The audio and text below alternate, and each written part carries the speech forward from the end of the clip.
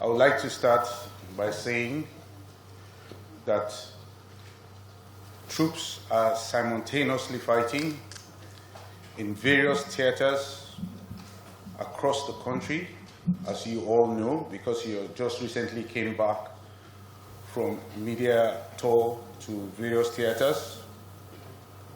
So we are simultaneously fighting the terrorists in these theaters to deal with the various threats that exist within these theaters.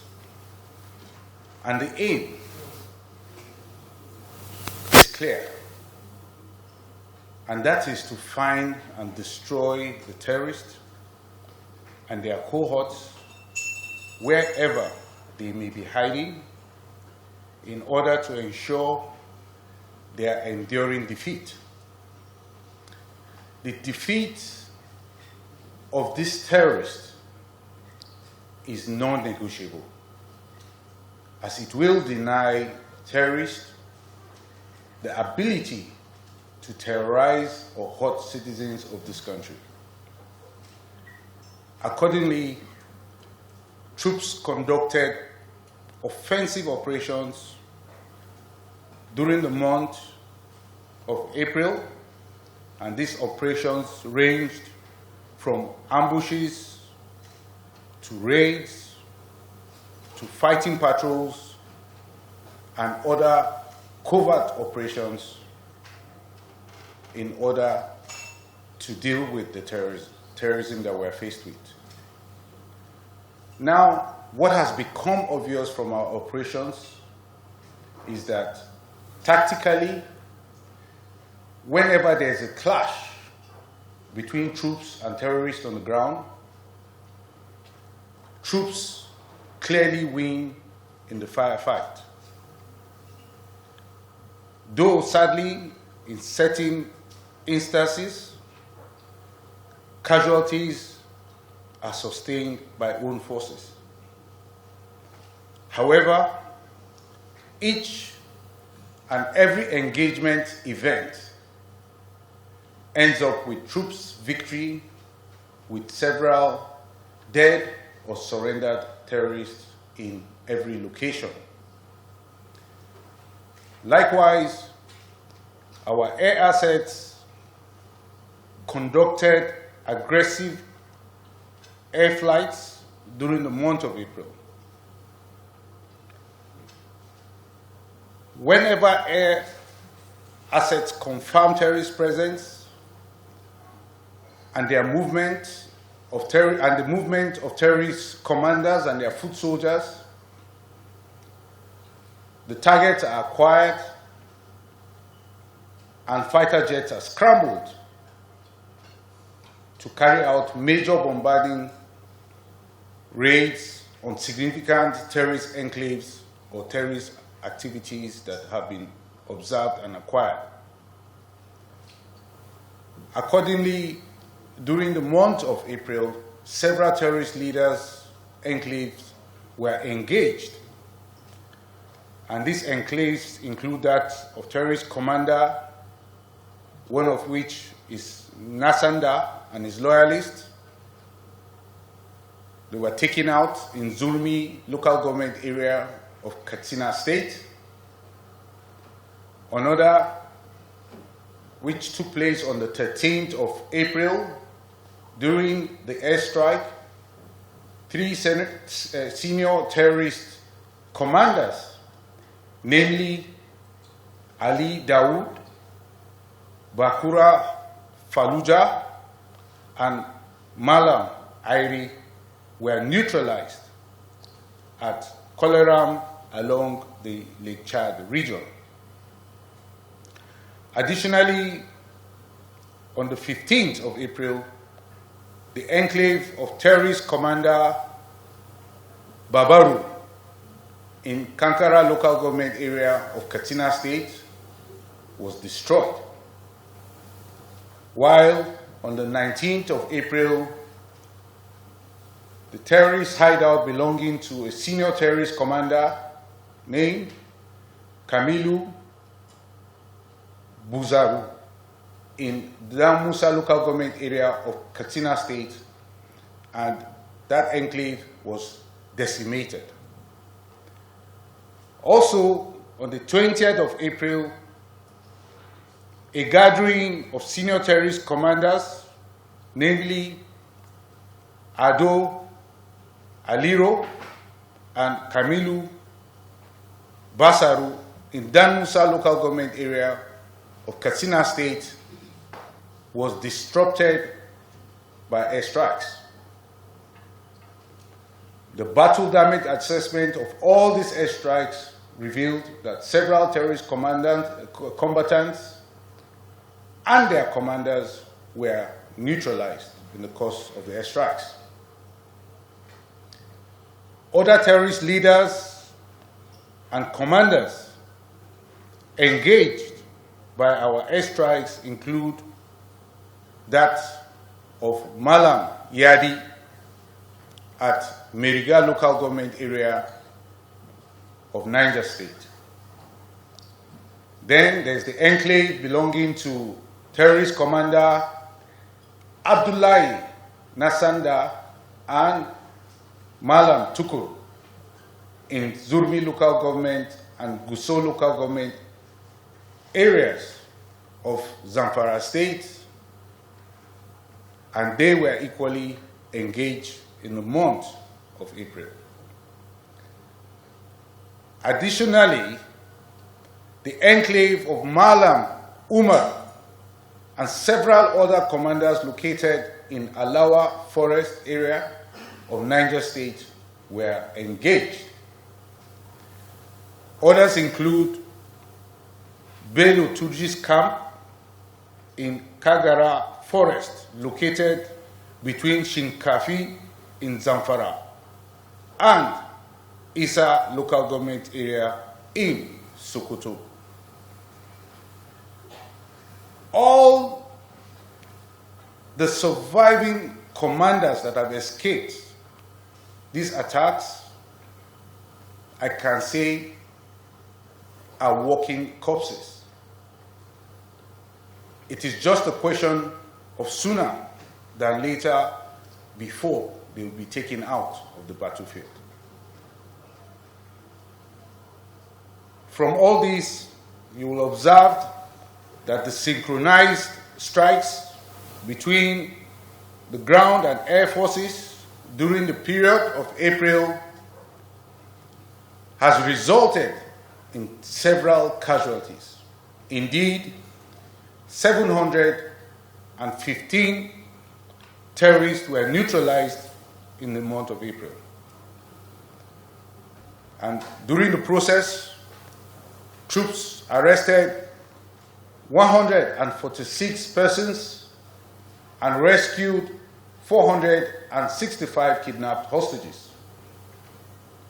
Furthermore, troops recovered 937 assorted weapons and over 23,000 assorted ammunition, and denied the oil theft of an estimated sum of over 2 billion naira in the month of April.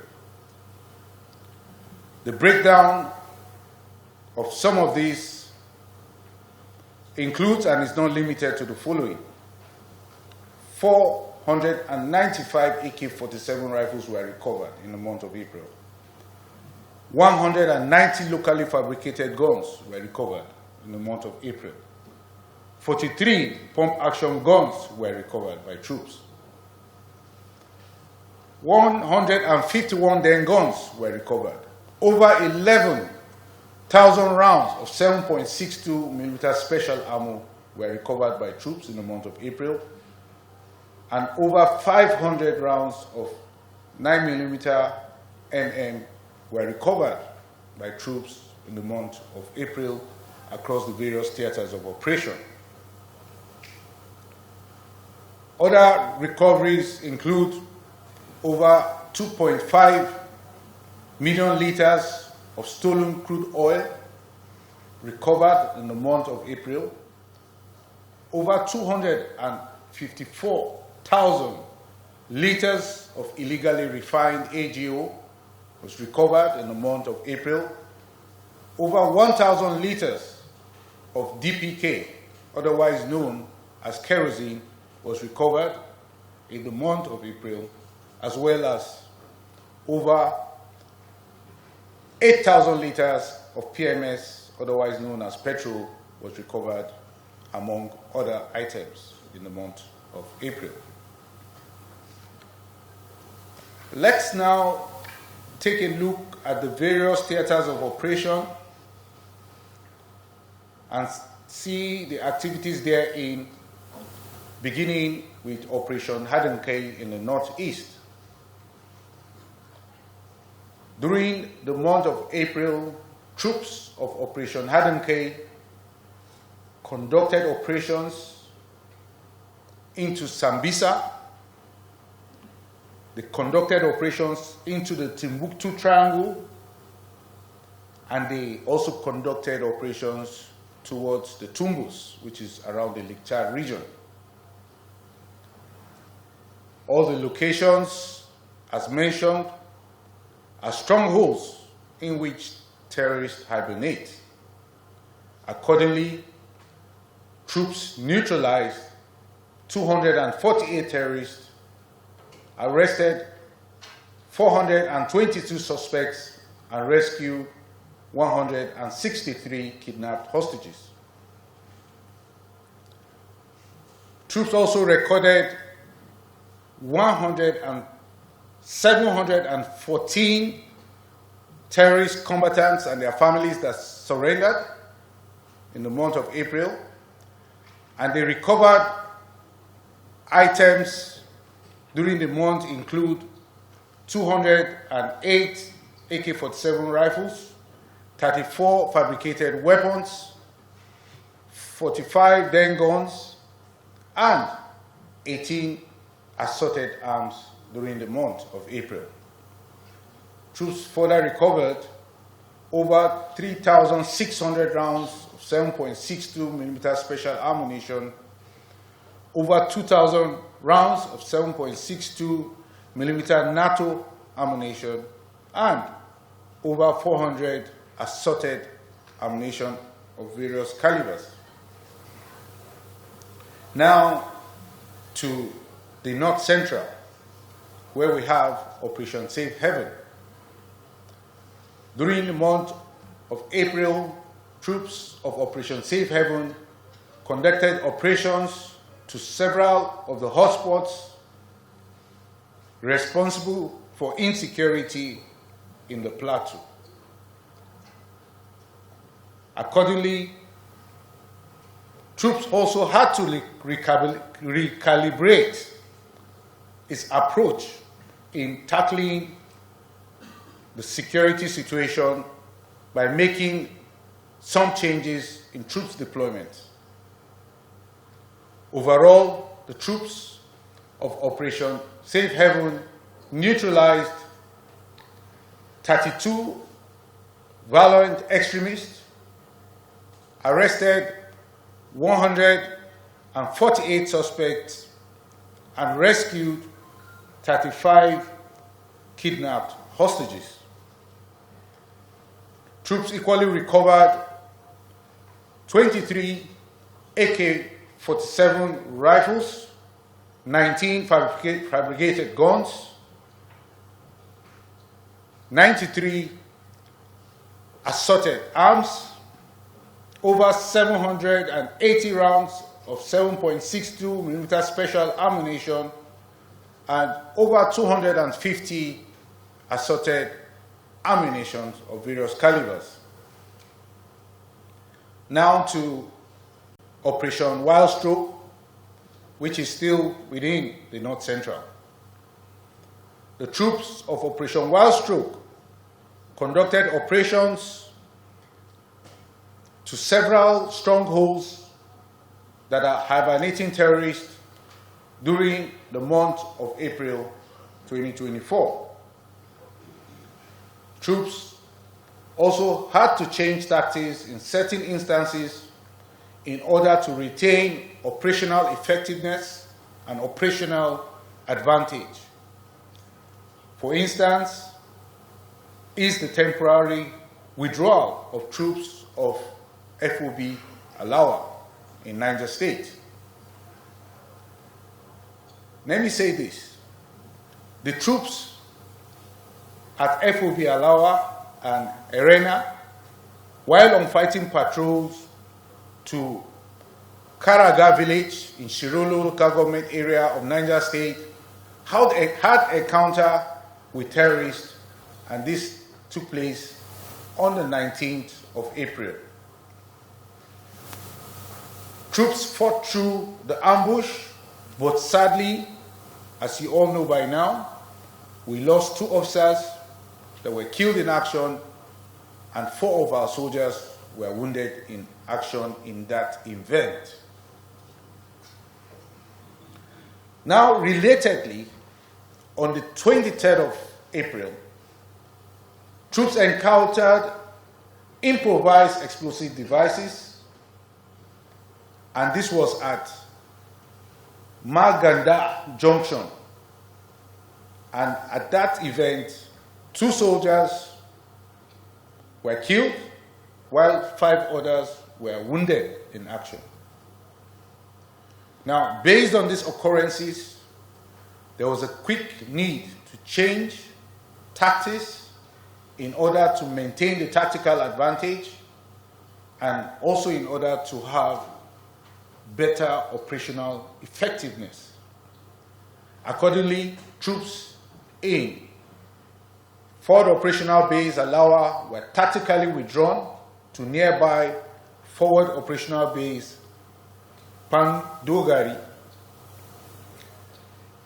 Now, what was responsible for some of this? The muddy terrain as a result of the set-in of the rainy season was partly responsible.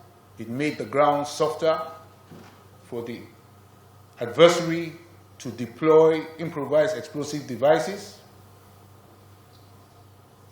and therefore the need to change tactics and conduct more engaging operations, more effective operations, and retain the tactical advantage. Hence the need to withdraw them to that location.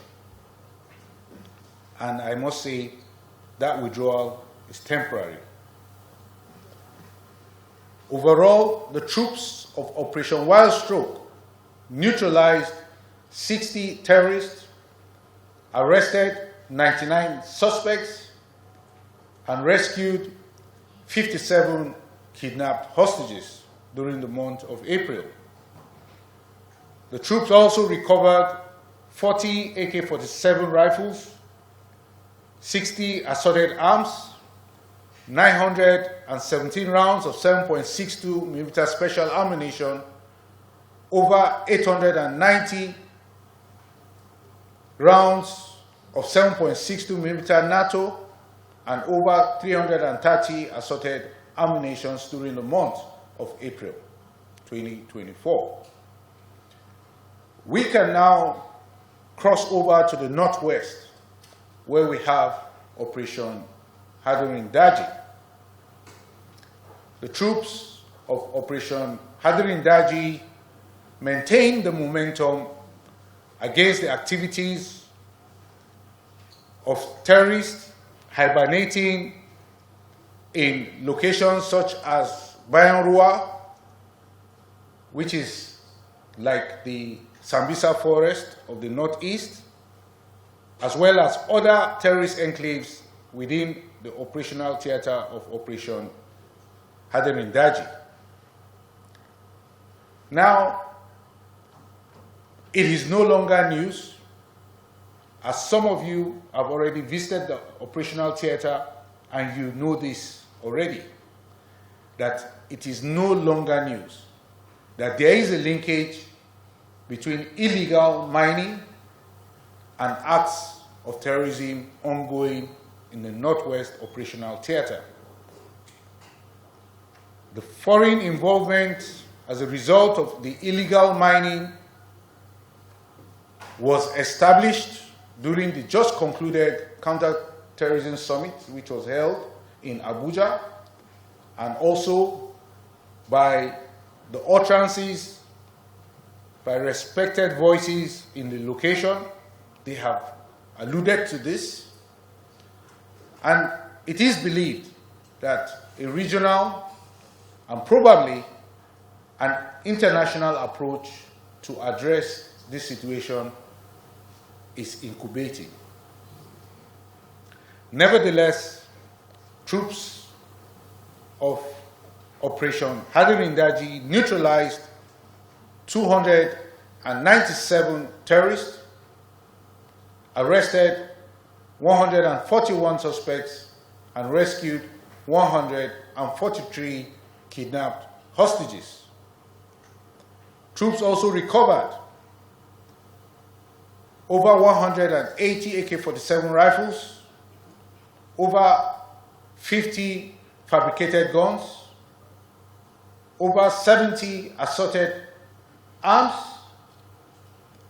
and over 4,000 rounds of 7.62mm special, as well as over 2,300 rounds of 7.62mm NATO, and over 550 assorted ammunitions during the month of April. Still, in the Northwest, let's say a little about Operation Wild Punch. The troops of Operation Wild Punch recorded the following in the month of April 2024. The troops neutralized 31 terrorists, arrested 67 suspects, and rescued 17 kidnapped hostages. The troops equally recovered 20 AK-47 rifles, 28 assorted arms, as well as over 530 rounds of 7.62mm special, over 390 rounds of 7.62mm NATO, and over 1,200 assorted ammunitions of various calibers. Now to the south-south, where we have Operation Delta Safe. The troops of Operation Delta Safe maintained the momentum against the activities of crude oil theft and militants within the area. Troops continued to find and destroy illegal refining sites, as well as arrest the perpetrators of oil theft within the theater. During the month of April, the troops of Operation Delta Safe neutralized 9 violent extremists and arrested 164 persons involved in crude oil theft. Troops also denied the oil theft of over 2.5 million liters of stolen crude oil, over 254,000 liters of illegally refined AGO, as well as over 8,000 liters of PMS and over 1,000 liters of DPK. Furthermore, troops of Operation Delta Safe recovered 56 assorted weapons and destroyed 74 wooden boats, and also recovered over 1,500 assorted ammunitions of various caliber and destroyed 76 illegal refining sites in the month of April. Now, to the last but not the least, Operation Udoka in the southeast. the troops of Operation Udoka recorded the following in the month of April. The troops neutralized 38 terrorists, arrested 103 suspects, and rescued 50 kidnapped hostages in the month of April. Additionally, the troops of Operation Udoka recovered 8 AK-47 rifles, 23 pump-action guns, over 660 rounds of 7.62mm special ammunition, and over 30 rounds of 7.62mm NATO ammunition. The troops of Operation Udoka further recovered over 220 assorted ammunitions of various calibers and 43 other equipments in the month of April. Now, in summarizing, I would say that the armed forces is building on this momentum against the terrorists. We intend to maintain it in destroying the terrorists and their cohorts all across the various theaters of operation in the country.